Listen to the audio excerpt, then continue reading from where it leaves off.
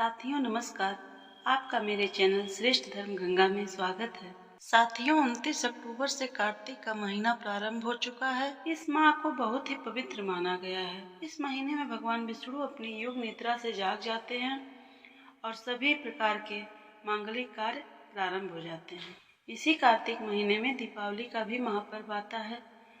पुराणों में कार्तिक मास की महिमा का वर्णन किया गया है। इस महीने में दीपदान, स्नान, भगवान विष्णु की पूजा और तुलसी पूजा के साथ ही कथा सुनने का बहुत ही महत्व है। ऐसा कहा जाता है कि कार्तिक महीने की कथा कहने, सुनने और हुंकार भरने वाले पर श्री हरि विष्णु की बहुत ही कृपा होती है। भगवान विष्णु उसके सभी दुखों का नाश करते हैं। तो साथियों श्रद्धा पूर्वक ध्यान से पूरी कथा का श्रवण करें। तो चलिए कथा का प्रारंभ करते हैं। बोलिए प्रेम से ओम भगवते वासुदेवाय नमः। श्री हरि विष्णु की जय। एक नगर में एक ब्राह्मण और ब्राह्मणी रहते थे। वे दोनों प्रतिदिन बहुत दूर गंगा और यमुना नदी में स्नान करने जाते थे। इतनी दूर आने जाने से ब्राह्मण की पत्नी थक जाती थी। एक दिन उसने अपने पति से कहा कि हमारा एक पुत्र होता तो बहुत ही अच्छा रहता। पुत्र की पत्नी आ जाती तो हमें घर वापस जाने पर खाना बना हुआ मिलता और बहू घर का काम भी कर देती। अपने पत्नी की बात सुनकर ब्राह्मण ने कहा कि बात तो तुमने सही ही कही है, चलो मैं तुम्हारे लिए एक बहू ला ही देता हूँ। ब्राह्मण ने कहा कि एक पोटली में आटा डालकर कुछ मोहरे रख दो।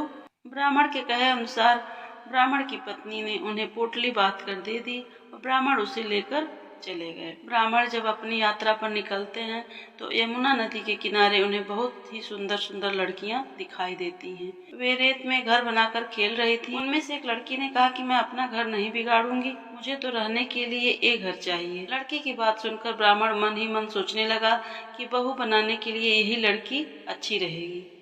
जब वह लड़की जाने लगी तो ब्राह्मण भी उसके पीछे पीछे उसके घर तक चला गया। वहां जाकर ब्राह्मण ने उस लड़की से कहा, बेटी कार्तिक का महीना चल रहा है, इसलिए मैं किसी के घर का खाना नहीं खाता। मैं अपने साथ आटा लेकर आया हूँ। तुम अपनी माता से पूछो कि क्या वह मेरे लिए आटा छान कर 4 रोटी बना देंगी। यदि वह मेरा आटा छान कर रोटी बनाएंगी तो ही मैं रोटी खा लूंगा। लड़की ने जाकर अपनी माँ को यह सारी बात बताई। माँ ने कहा चलो ठीक है, जाकर ब्राह्मण देव से कह दो कि वह अपना आटा दे दें, मैं रोटी बना दूंगी। वह आटा छानने लगी तो आटे में से मोहरे निकली। वह सोचने लगी कि जिसके आटे में इतनी मोहरे हैं उसके घर में कितनी मोहरे होंगी। जब ब्राह्मण खाना खाने बैठे तो लड़की की माँ ने उस ब्राह्मण से पूछा, क्या आपका कोई लड़का है और क्या आप उस लड़के की सगाई करने जा रहे हो। यह सुनकर ब्राह्मण ने कहा कि मेरा लड़का तो पढ़ने गया हुआ है, लेकिन यदि आप कहिए तो खांड कटोरे से विवाह करके तेरी बेटी को अपने साथ ले जाऊं। लड़की की माँ ने कहा ठीक है ब्राह्मण देव। लड़की की माँ ने लड़की की खांड कटोरे से शादी करके ब्राह्मण के साथ भेज दिया। ब्राह्मण ने घर आकर कहा, रामू की माँ दरवाजा खोलकर देखो, मैं तुम्हारे लिए बहू लेकर आया हूँ। ब्राह्मण की पत्नी भीतर से बोली, हमारे तो कोई बेटा बेटी नहीं है तो बहू कहाँ से आएगी। दुनिया ताने मारती थी, अब आप भी मारने लगे। ब्राह्मण ने कहा तुम दरवाजा खोलकर तो देखो। जब ब्राह्मणी ने दरवाजा खोला तो सामने बहू को खड़ी देखा। उसने बहू का स्वागत किया और आदर सत्कार से अंदर ले गई। अब जब ब्राह्मण अपनी पत्नी के साथ नदी स्नान करने जाता तो पीछे से बहू घर का सारा काम करके और खाना बनाकर रखती थी। वह उनके कपड़े धोती, रात को हाथ पैर भी दबाती थी। इस तरह बहुत दिन बीत गए। ब्राह्मणी ने अपनी बहू से कहा कि बहू कभी भी चूल्हे की आग बुझने मत देना और मटके का पानी खत्म मत होने देना। परंतु एक दिन चूल्हे की आग बुझ गई। यह देखकर बहू घबरा गई और भागी भागी अपने पड़ोसन के पास गई और कहा कि मेरे चूल्हे की आग बुझ गई है, मुझे थोड़ी सी आग चाहिए। मेरे सास ससुर सुबह 5 बजे से गए हुए हैं, वह थके हुए घर आएंगे और इसलिए मुझे उनके लिए खाना बनाना है। यह सुनकर पड़ोसन ने कहा कि तू बावली है, तुझे यह दोनों मिलकर पागल बना रहे हैं। इनके यहाँ कोई पुत्र नहीं है, यह निसंतान है। बहू ने कहा नहीं ऐसा मत बोलो, इनका बेटा तो काशी में पढ़ने गया हुआ है।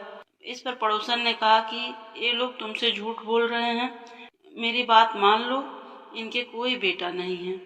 अब बहू पड़ोसन की बातों में आ गई और कहने लगी कि आप ही बताओ मैं क्या करूं। पड़ोसन ने कहा कि करना क्या है, जब तुम्हारे सास ससुर आए तो जली हुई रोटियां बना कर देना और बिना नमक की दाल बना कर देना, खीर की कड़छी दाल में और दाल की कड़छी खीर में डाल देना। पड़ोसन ने ब्राह्मण की बहू को खूब अच्छे से सिखा पढ़ा दिया। फिर जब उसके सास ससुर घर आए तो उसने न तो उनका आदर सत्कार किया और न ही उनके कपड़े धोए। जब उसने सास ससुर को खाना दिया तो सास बोली, बहू आज यह रोटियां जली हुई क्यों हैं और दाल में नमक भी नहीं है।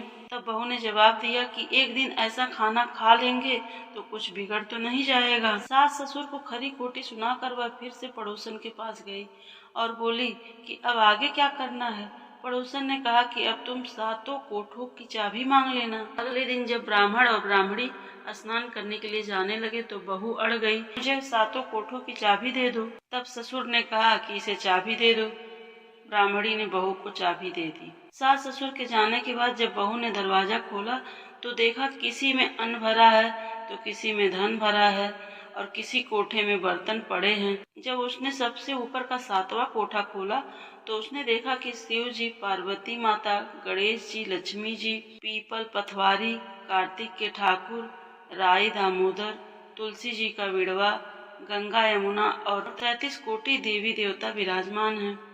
वहीं पर एक लड़का चंदन की चौकी पर बैठा माला जप रहा है।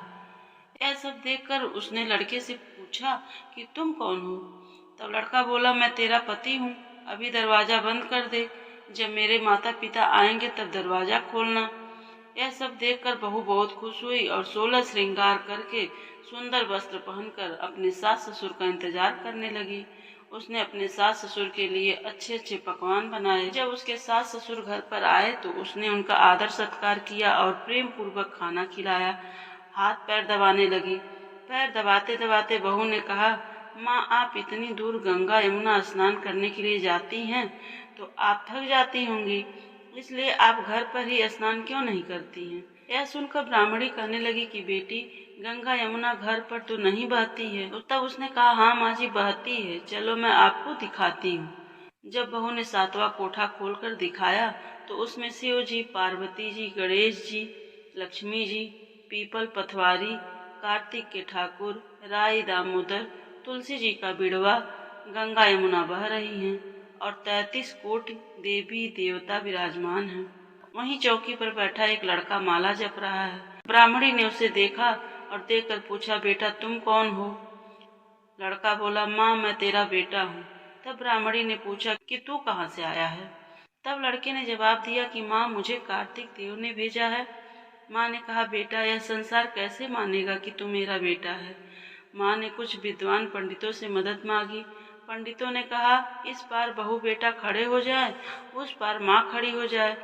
माँ चमड़े की अंगिया पहन ले और छाती में से दूध की धार निकलकर बेटे की दाढ़ी मूछ भीग जाए और पवन पानी से गठजोड़ा बंधे, तब मानेंगे कि यह इस माँ का ही बेटा है। उसने ऐसा ही किया।